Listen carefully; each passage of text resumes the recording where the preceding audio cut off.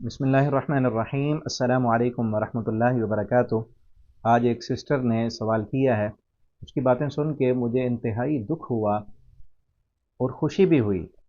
دکھ اس بات پر ہوا کہ وہ کہہ رہی ہیں میرے سارے گھر والے مجھے کہتے ہیں کہ آپ قرآن نہ پڑھو، قرآن پڑھنے کی ضرورت نہیں ہے، اللہ نے نماز پڑھنے کا حکم دیا، آپ صرف نماز پڑھو۔ اور پھر خوشی اس کے جذبے کو دیکھ کر ہوئی، وہ کہتی ہیں کہ میں قرآن کو نہیں چھوڑ سکتی، قرآن میں نے پڑھنا ہے، اور میں اپنے والدین کی نافرمانی بھی نہیں کرتی۔ آپ مجھے حل بتائیں کہ اب میں کیا کروں؟ آپ پہلے اس کی باتیں سنیں، پھر انشاءاللہ اس کا حل کیا ہے اس پر بھی بات کرتے ہیں۔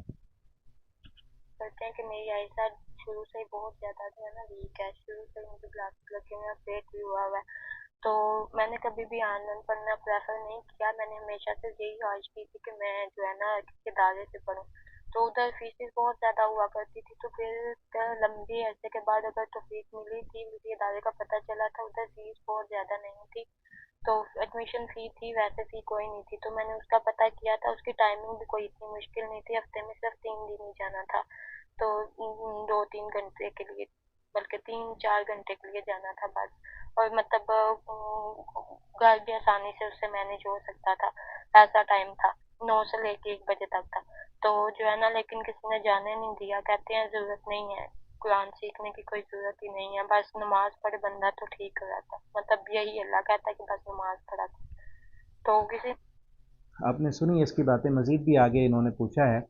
اب یہ کہہ رہی ہیں کہ میرے سارے گھر والے نہیں مان رہے، وہ کہتے ہیں کہ آپ جو ہے نماز پڑھیں، بس یہی ٹھیک ہے، اللہ تعالیٰ نے یہی حکم دیا ہے، قرآن پڑھنے کی ضرورت نہیں ہے۔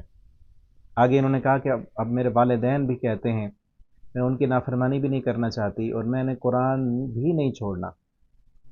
مجھے بہت خوشی ہوئی ان کے جذبے پر، اللہ رب العالمین ان کا جذبہ سلامت رکھیں، اور اللہ رب العالمین استقامت دیں، قرآن پڑھنے کی توفیق عطا کریں۔ تو پہلے تو میں ان کے والدین، اس بہن کے والدین سے، اور باقی بھی جتنے وہ والدین جو اپنے بچوں کو قرآن نہیں پڑھا رہے، ان سے میں عرض کرنا چاہتا ہوں کہ اگر ہم نے قرآن نہیں پڑھنا، اپنے بچوں کو قرآن نہیں پڑھانا، تو پھر ہماری زندگی کا فائدہ ہی کیا ہے؟ ہم مسلمان ہیں، ہم نے کلمہ پڑھا ہے، ہم نے اگر قرآن ہی نہیں پڑھنا تو پھر ہمارے پیدا ہونے کا کیا فائدہ ہے؟ اللہ تعالیٰ قرآن میں فرماتے ہیں الرحمن علم القرآن خلق الانسان علمہ البیان۔ اللہ فرماتے ہیں رحمان وہ ہے، علم القرآن جس نے قرآن سکھایا، خلق الانسان اس نے انسان کو بنایا۔ انسان کی تخلیق حالانکہ پہلے ہوئی ہے، پھر انسان قرآن سیکھتا ہے۔ اللہ تعالیٰ فرماتے ہیں پہلے قرآن کا ذکر کیا، پھر انسان کی تخلیق کا ذکر کیا۔ تو مفسرین نے یہاں پر نقطہ یہ بیان کیا ہے کہ جو انسان پیدا ہونے کے بعد قرآن نہیں سیکھتا، قرآن نہیں پڑھتا، وہ ایسے سمجھو کہ وہ پیدا ہی نہیں ہوا، وہ مردہ ہے۔ زندہ وہی ہے جس نے اپنی زندگی کا مقصد سمجھا۔ وما خلقت الجن والانس الا لیعبدون، اللہ نے جنوں انسانوں کی تخلیق کا یہ مقصد بتایا ہے کہ میری عبادت کریں، اور وہ عبادت کا طریقہ اللہ نے قرآن میں بتایا ہے۔ جس طرح ہر انسان جو بھی کوئی چیز بناتا ہے دنیا میں،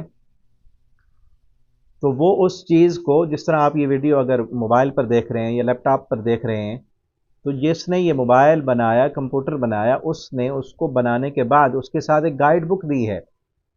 ہم جب اس کا ان باکسنگ کرتے ہیں، اس میں گائیڈ بک ہوتی ہے، اس میں سارا کچھ لکھا ہوتا ہے کہ اس کو کیسے تم نے چلانا ہے، یوز کیسے کرنا ہے، کہاں سے کیسے کرنا ہے، وہ ساری چیزیں اس میں لکھی ہوتی ہیں نا۔ انسان کو اللہ نے بنایا ہے، اس کو بنانے کے بعد یہ گائیڈ بک دی ہے، یہ قرآن یہ گائیڈ بک ہے۔ یہ پوری کائنات کو انسان کا اللہ رب العالمین نے خادم بنا دیا ہے۔ اب دیکھیں نا، پوری کائنات، سورج، چاند، ستارے، یہ سارا زمین و آسمان کا نظام انسان کی خدمت پر معمور ہے۔ ایک جو ہم کھانا کھاتے ہیں، ایک لقمہ ہم لیتے ہیں، تو کتنی کائنات اس کے پیچھے کام کر رہی ہے، ٹھیک ہے نا؟ تو پھر اس کائنات کو بنانے والے نے وہ گائیڈ بک دی ہے، اس کائنات میں کیسے رہنا ہے۔ پوری کائنات انسان کی خدمت کے لیے، اور انسان اللہ کی عبادت کے لیے ہے۔ اگر قرآن ہی نہیں پڑھنا تو پھر تو جانوروں کی طرح ہم زندگی گزار رہے ہیں، ٹھیک ہے نا؟ اللہ تعالیٰ قرآن میں فرماتے ہیں افلا یتدبرون القرآن، کیا تم اس قرآن پر غور نہیں کرتے؟ ام علی قلوب اقفالها، یا تمہارے دلوں پہ تالے لگ چکے ہیں۔ وَلَقَدْ يَسَّرْنَا الْقُرْآنَ لِلذِّكْرِ فَهَلْ مِن مُدَّكِرٍ، ہم نے قرآن کو سمجھنے کے لیے بڑا آسان بنایا ہے، کوئی ہے اس سے نصیحت حاصل کرنے والا؟ دوسری جگہ اللہ فرماتے ہیں अफ़हसिब्तुम अन्नमा खलक़नाकुम आबसा व अन्नकुम इलैना ला तुरजऊन, तुमने क्या समझा है ये दुनिया में हमने तुम्हें बेकार बना दिया है?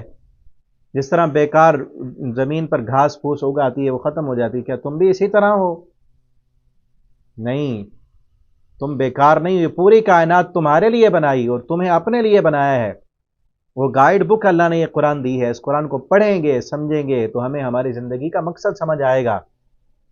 ठीक है ना? हम देखें दुनियादारों के बयान हम पढ़ते हैं अखबारों में अपने चाहने वालों के, और अगर हमारा कोई चाहने वाला हमें मैसेज भेजे, पैगाम भेजे, और हम उसके पैगाम को ना देखें, उसका मैसेज पढ़ें ही ना, और कई अरसे के बाद वो जब हमें मिले, बाहर की किसी कंट्री में गया हो, वो आए मिले हमें, कहे मैंने पैगाम भेजा था, पढ़ा था, तो हम कहें कि हमारे पास टाइम ही नहीं था, हमने तो नहीं देखा, हमने तो नहीं पढ़ा, तो उसके दिल में हमारे लिए क्या कदर बाकी रहेगी?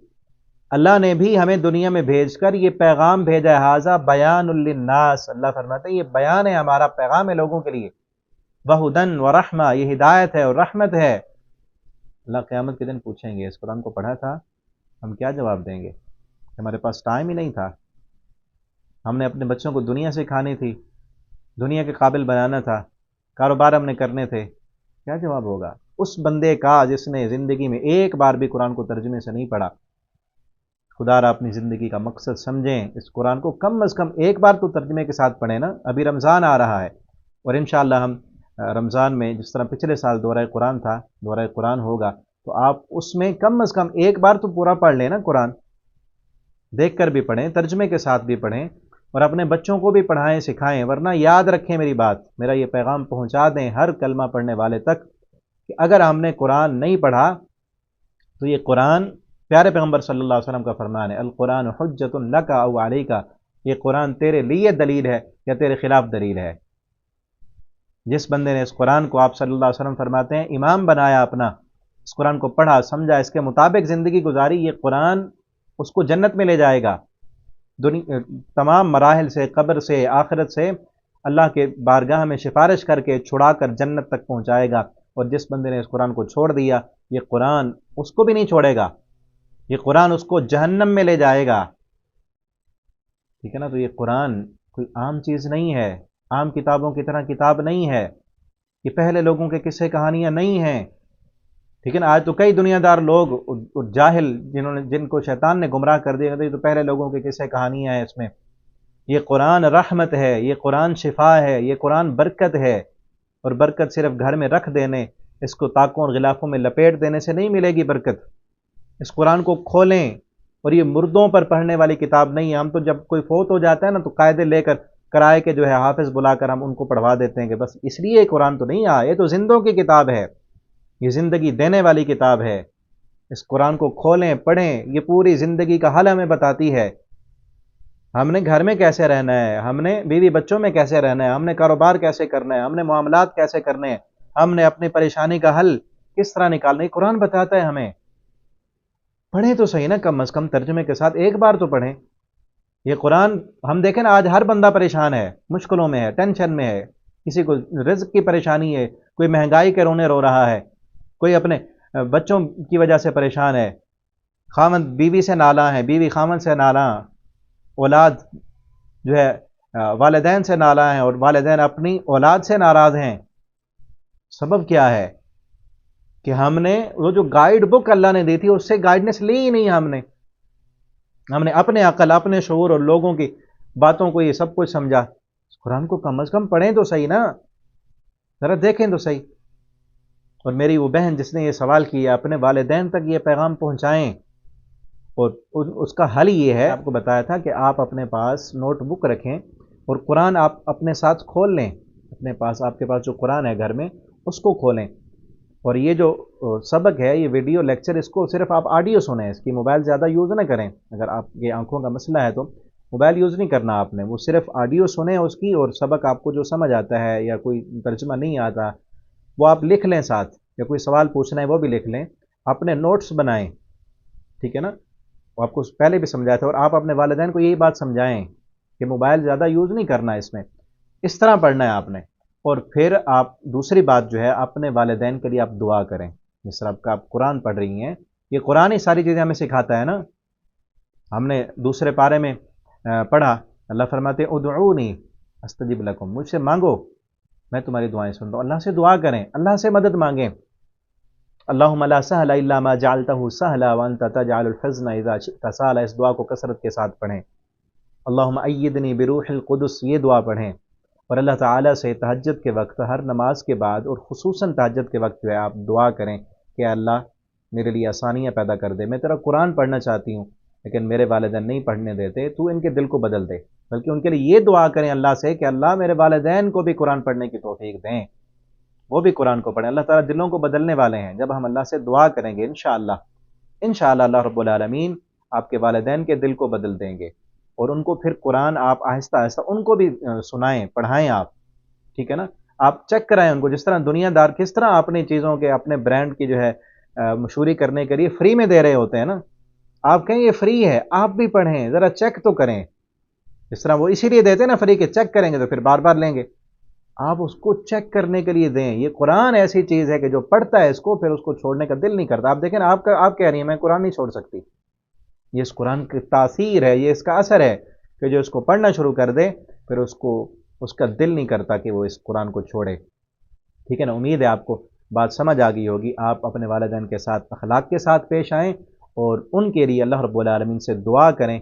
इंशाअल्लाह अल्लाह ताला आपके लिए आसानियाँ पैदा कर देंगे। और जो दुआएं मैंने पढ़ी हैं, आपको बताई हैं, वो दुआएं आप कसरत के साथ पढ़ें, इंशाअल्लाह अल्लाह रब्बुल आलमीन मदद करेंगे। और दूसरे बाकी भी जितने स्टूडेंट हैं पढ़ने वाले, जहाँ तक ये पैगाम जाए, आप सब इनके लिए दुआ करें और बाकी सब मुसलमानों के लिए दुआ करें कि अल्लाह रब्बुल आलमीन हम सब मुसलमानों को, जो भी इस कुरान को मानने वाले, कलमा पढ़ने वाले हैं, अल्लाह हम सब को इस कुरान को पढ़ने की तौफीक दें। ज़िंदगी का असल मकसद ही यही है कि मेरी ज़िंदगी का मकसद तेरे दीन की सरफराजी, इसीलिए मैं मुसलमान, इसीलिए नमाजी। अल्लाह ताला हमें अमल की तौफीक दें। वस्सलामु अलैकुम वरहमतुल्लाहि वबरकातुहू।